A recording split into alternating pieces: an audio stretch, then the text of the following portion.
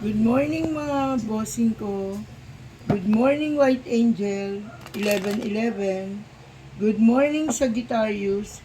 Kung di ka pa nakapag-subscribe sa aking channel, please subscribe, like, and share.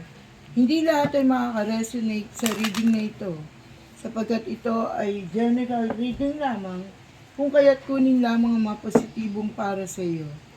Hello Sagittarius.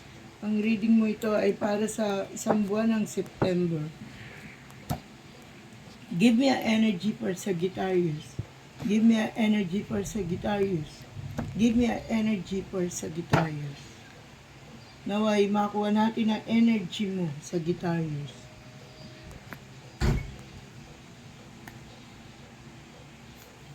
Kasalukuyan kang nalulungkot, Sagittarius, sapagkat nag-iba ang takbo ng iyong buhay. Ang dating masagana, ang dating maraming pera, ay napalitan ng pagkadesperado, napalitan ng maraming pagkakautang, napalitan ng karamdaman. Kung sa madalit salita, may nangyaring hindi maganda at pumasok ang kamalasan. Sinasabi rin dito na huwag kang malungkot at malapit nang matapos ang lahat ng ito at muli ikay mapapayapa. Sinasabi na ipagpatuloy mo ang iyong panalangin. Huwag kang mapapagod magdasal, Sagittarius, sapagkat ikaw ay magtatagumpay din sa iyong buhay. Sinasabi rito na ilan sa Sagittarius ay kasalukuyang nasa gipit na kalagayan, lalong-lalo na sa usaping pinansyal. Tama ba? Sinasabi rito na hindi ka na napapayapa. Sa kabila na nananalangin ka ay puno ka pa rin ng pangamba at pag-aalala. Sinasabi na tanggalin mo mga negative na yan, Sagittarius. Papasukin mo ang positive energy sa iyong buhay. Sinasabi na malapit ka nang magtagumpay at makuha mo na ang iyong pinapangarap.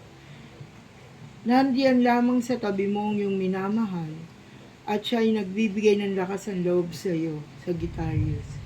Sinasabi na magbabago rin ang iyong buhay at ito ay malapit na. Masyado mong inalulungkot ang lahat dahil mas lamang ang lumalabas sa gastos kaysa sa pumapasok na income, yung pera, ika nga. Sinasabing ginagawa mo na nga ang lahat, ngunit ganun pa rin ang nangyayari at marami pa rin pagkakamali na iniisip mo na akala mo'y tama pero hindi tumutugma. Diba, Sagittarius? Pero isa kang tao na, positive thinker. Marami kang pinaplano, marami kang pangarap. Masyado kang, optimism tawag doon. O sabihin natin sa Tagalog na masyadong punong-puno ng pangarap. Ganun ang Sagittarius eh. Marami siya. Yung sinasabi na nangangarap siya ng gising kahit araw. Yun nangangarap siya na isa siyang prinsesa. Ganyan ang Sagittarius eh. Bata pa lang marami ng pinapangarap. Pero sinasabi sa iyo, sinisiguro sa iyo ng iyong mga baraha na matutupad ang iyong pangarap. Yayaman ka, Sagittarius. Sinasabi ng iyong baraha na may pagkakalab sa iyo ang isang malaking kayamanan. Kabilang ka sa talagang maghahari at magiging reyna. Sinasabi sa lahat ng Sagittarius dito na maging matalino lamang. Alam mo kung bakit? Para kasi ang pag-aaral yung buhay natin. Na paulit-ulit lang naman na ibinabalik ka ni universe sa sitwasyon na yan para ka daw matuto. Diba? Yan ang aral para sa Sagittarius. Marami ka raw na inaasahan na ipagkakalob naman sa iyo na napakalaking pag-asa. Sinasabi na ang pag-asang yan ang siyang magpapatibay at magbibigay sa iyo ng lakas ng loob. Marami kang kaibigan na tutulong pa rin sa iyo. Malapit nang dumating ang hinahangad mo o minamanifest mo sa iyong buhay. Sinasabi na ang lahat ng ito ay positive ngayong buwan na ito. Mag-iingat ka lalo na sa usaping pera, Sagittarius. Marami pa rin nagtatangka na manloko at mang-scam sa iyo. Marami pa rin dito na dahil sa kahirapan ng buhay, marami pa rin nakapaligid ng mga manlolokong tao. Sinasabi na, maglilipat ka ng bahay, o nakabili ka ng bahay, o nagpapagawa ka ng bahay. May pagpapatuloy mo na daw ito ang mga nabinbin sa'yo.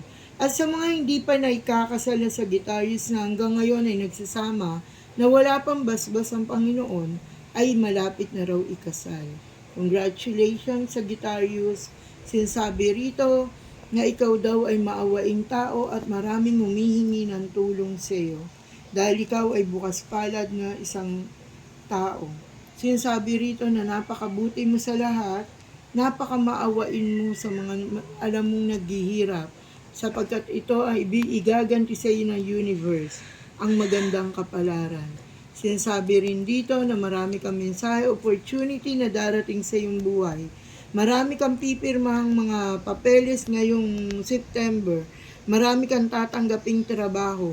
Mag-iingat sa iyong kalusugan dahil baka ikaw ay masobra ng pagod. Sinasabi rito sa mga byuda o nawala ng asawa at minamahal, ay buksan daw muli ang puso. Tanggapin at magkaroon ng pagmamahal, sapagkat ang taong iyong makakatagpo ay may tapat na hangarin. Ang iyong minamahal ay patuloy na kabantay sa iyo, lalo na kung ito ay nasa kabila ng buhay.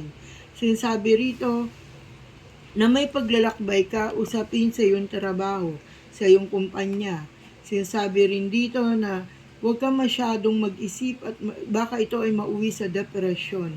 Sinasabi na baka ikalungkot mo ng labis. Ikaw ay matagumpay lalo na sa iyong mga anak. Swerte ka daw sa Sagittarius sa iyong mga anak, lalo na yung mga tumutulong na sa iyo at nakakapaghanap buhay na. Swerte ka sa iyong mga anak na hanggang ngayon ay nagsusumikap makapag-aral para makapagtapos at ikaw ay matulungan. Congratulations, Sagittarius, sapagkat magtatagumpay ka anuman ang iyong hangarin sa buhay, lalo na't magsisimula ngayong September na ito. Bye-bye, bossing Sagittarius. Good luck!